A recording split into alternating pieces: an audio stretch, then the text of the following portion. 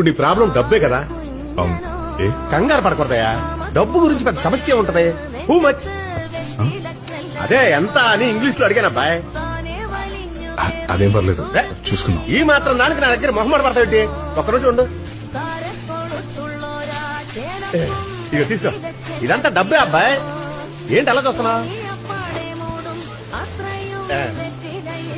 మొత్తం 11,528 రూపాయలు.